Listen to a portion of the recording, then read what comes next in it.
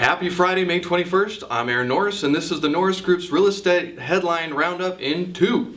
All right, first up this week is Senate Bill 3217. It now becomes H.R. 4173. So it's passed the Senate pretty much along party lines, 39 to 59.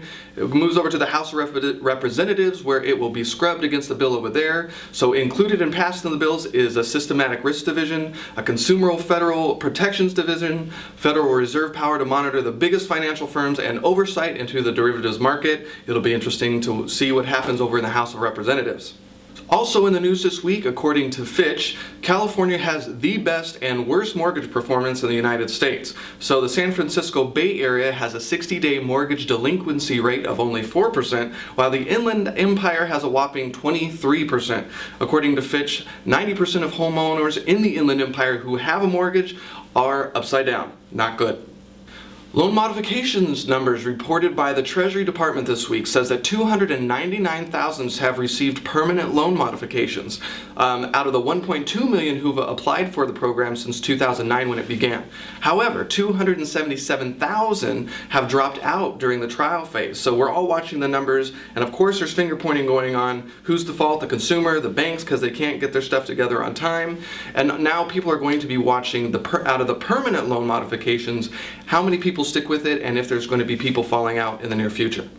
In a survey report released this week with Harris Interactive, Realty Track, and Trulia, according to 2,500 adults surveyed, 59% said that they would not strategically default on their mortgage if given the opportunity. 41% said that they would consider, and 1% said strategic default would be their first choice when considering what to do if they were upside down on a mortgage. The FDIC released numbers this week about banks. 775 banks are now on its problem banks list. 72 have failed since the beginning of this year. Interesting to note, FDIC has been around for 76 years. 2 decades ago, it had 16,000 banks that it was insuring. It's gone under 8,000 this year, so it's a low point. In the last bit of news for this week, you're going to be hearing a lot more about SB 1178. The California Association of Realtors did a big press release and also a video this week. This bill is going to be about extending anti-deficiency protection for consumers who refinance their original mortgages. A lot of consumers don't understand the process, and just because they foreclose doesn't forgive the amount that they refinance. This bill, however, is not protecting the consumer who did a cash-out refi and spent it on things like boats and RVs. It's really for only those who refinance and didn't understand it, changed the term of their loans, and for those who refinance to do major property upgrades. We'll keep an eye out on this one for you. So in the events that we've done in the last week, very interesting, on May 17th, Bruce was on moderating a panel for the Predictive Methods Conference. This was hosted by Veros in Laguna Niguel.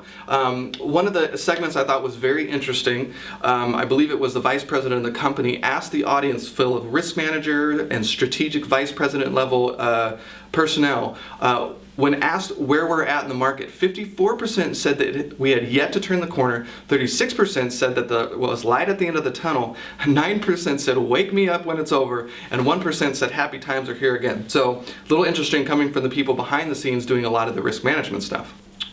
Now today is May 21st, and Bruce will be on a panel with the Young Professionals Network Conference. As I mentioned last week, it's at the Crown Plaza Anaheim Resort in Garden Grove. On the panel will be moderated by Joel Singer, who's been on our radio show, as well as Nancy West will be on the panel, and she's from HUD.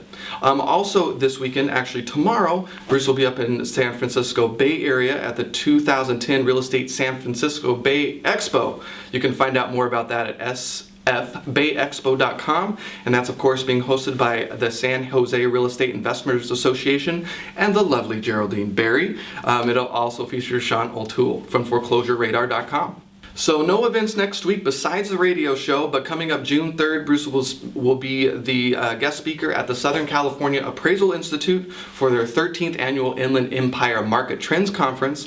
Then June 26th, you might be interested to find out more about the advanced investing skills and strategies for Quadrant 2.5. It's a new seminar we're putting on for the very first time in San Diego, and there will be an Orange County date released shortly. That's going to be, I believe, in mid-August, but more information is on our website at thenorrisgroup.com, of course. Up this weekend on the radio show is Bill Shipp. He's an Inland Empire investor. He was also on last week. I made the mistake. Rick Solis will be on the following weekend and the weekend after that. And you can find out more on the website as well. And of course, if you want more information about our hard money loans and events, you can go to thenorrisgroup.com. If you're looking to invest, we've got a trust deed investment website, tngtrustdeeds.com. You can find out more information, a video. We're even on amazon.com. You can look up Bruce Norris, and we have a Kindle edition of our trust deed investment book. So fancy schmancy. Have a great Friday, and we'll see you next week.